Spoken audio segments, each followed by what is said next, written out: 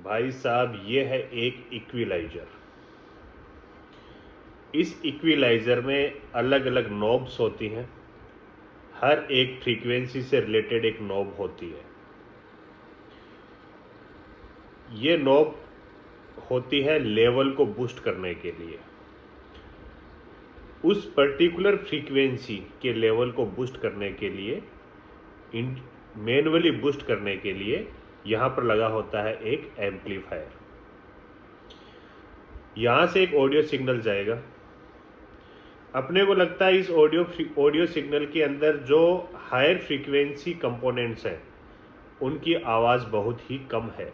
तो हम क्या करेंगे, इस इक्विलाइजर के अंदर जो हाई फ्रीक्वेंसी नॉब्स होंगी वहाँ से लेवल को हम बूस्ट कर देंगे। तो जो आउटपुट निकलेगा इस इक्विलाइजर से, वहाँ पर अपने को हाई फ्रीक्वेंसी कंपोनेंट्स हैं उनकी आवाज़ के अंदर क्लियरिटी आ जाएगी। जब हम बात करते हैं एएम ट्रांसमिशन की, तो जो अपना ऑडियो फ्रीक्वेंसी बैंड होता है वो 20 हर्ट्ज से लेकर के 20 किलो हर्ट्ज के बीच में होता है।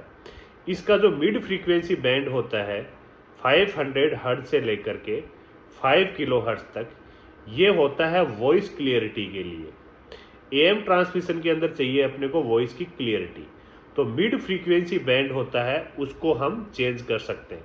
तो जो एएम ट्रांसमीटर के इक्विलाइजर होते हैं ना, वो थोड़े से अलग टाइप से डिजाइन होते हैं। यही बात हम करें एफएम ट्रांसमीटर की। एफएम ट्रांसमिशन के अंदर अपने को फिडिलिटी बहुत ही इंपॉर्टेंट पैरामीटर होता है। फिडिलिटी का मतलब यह है कि जो भी इनपुट सिग्नल है उसके जितने भी फ्रीक्वेंसी कंपोनेंट हैं, हमें रिसीवर के ऊपर सारे फ्रीक्वेंसी कंपोनेंट वैसे के वैसे चाहिए। हमें कोई भी फ्रीक्वेंसी कंपोनेंट गायब नहीं चाहिए। तो यहाँ पर हमें हाई फिडिलिटी चाहिए होती है। हाई फिडिलिटी के केस में इक्विलाइजर की डिज़ाइन इस तरीके से होती है कि वहाँ पर लो फ्रीक्वेंसी से लेकर के हाई फ्रीक्वेंसी बैंड तक एम्पलीफायर लगे होते हैं। ये इक्विलाइजर कैसे किया जाता है?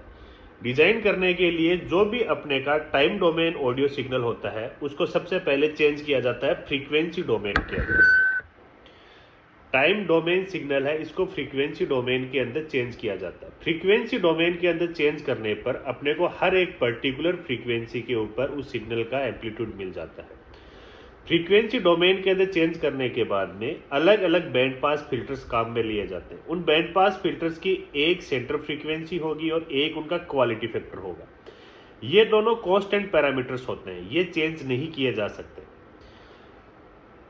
बैंड पास फिल्टर के जस्ट आगे लगा होता है एक एम्पलीफायर उस पर्टिकुलर बैंड सिग्नल को बैंड पास फिल्टर के अंदर से निकालने पर वो अपने को एक पर्टिकुलर सेंटर फ्रीक्वेंसी मिल जाती है। उस सेंटर फ्रीक्वेंसी को हम इस एम्पलीफायर की हेल्प से बूस्ट अप कर सकते हैं और या फिर उसको कंप्रेस कर सकते हैं।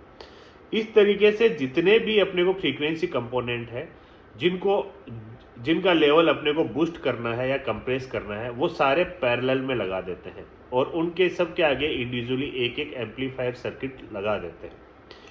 लास्ट में जाकर के इस एम्पलीफायर से जो आउटपुट निकलेगा, सारे एम्पलीफायर्स का आउटपुट होगा, उसको आगे एक समेशन के अंदर दे दिया जाता है। सम क्या होता है, समेशन किससे किया जाता है? ये एक ऑप एम्प का एप्लीकेशन है। वहाँ से हम एक सम डिवाइस बना सकते हैं जिसका आउटपुट होगा वो फाइनल इक्विलाइजर का आउटपुट होगा। जो इक्विलाइजर होते हैं इनकी डिज़ाइन की जाती है। इन डिज़ाइन के अंदर एक पैरामीटर होता है Octave. 1 Octave equaliser, 2 Octave equaliser, 3 Octave equaliser, इस टाइप से इक्विलाइजर अपने को मार्केट में मिलते हैं। अब ये ऑक्टेव किस तरीके से काम करता है? जो भी इक्विलाइजर के जो फ्रीक्वेंसी होती हैं जिनको हम एम्पलीफायर से बूस्ट अप करते हैं, तो पहली फ्रीक्वेंसी और दूसरी फ्रीक्वेंसी होती है, इनके बीच में भी एक रिलेशनशिप होता है। वो रिलेशनशिप इस तरीके से ये ऑक्टेव पैरामीटर होता है, ये डिसाइड करता है। जैसे पहली फ्रीक्वेंसी 31 हर्ज है तो सेकंड फ्रीक्वेंसी यदि 62 हर्ज है तो इसका मतलब है ये है 1 ऑक्टेव इक्विलाइजर। इनके बीच में रिलेशनशिप ये नहीं है, तो ये ऑक्टेव पैरामीटर हम इस तरीके से डिसाइड कर सकते हैं F2 = F1 × 2 की